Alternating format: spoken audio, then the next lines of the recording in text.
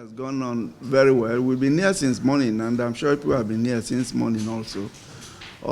We've been very thorough this time around. You saw how much time we've taken to screen each individual who is being here. We screened 17 aspirants, which is quite a number. We cleared 15. 2 have not been cleared. Now, don't ask me those who have been cleared and those who have not been cleared, because I won't tell you. We haven't released the result to them. So if you ask questions in that direction, you'll just be wasting time. I think on the whole, that's what we've done. And we're quite satisfied with the standard of the aspirants, by and large. And we think that any one of them who gets the ticket will win the election in 2023. So what were the reasons why were you not clear? What did you find wrong with them? They didn't meet the requirements.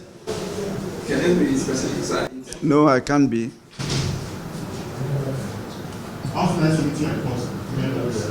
Say what? This night, we'll submit, and then those who were not cleared have a right to appeal, and I'm sure they will go on appeal. You know, there is an appeal panel. Okay.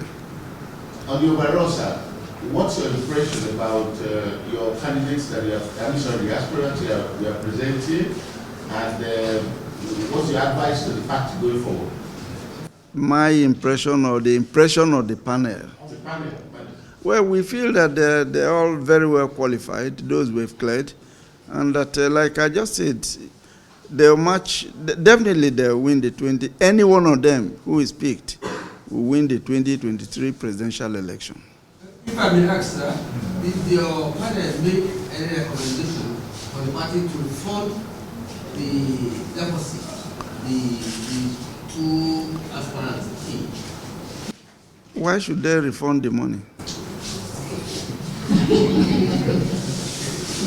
What would be the reason now? Yes. Yes, sir. You have a female. To stop them. If not, why not?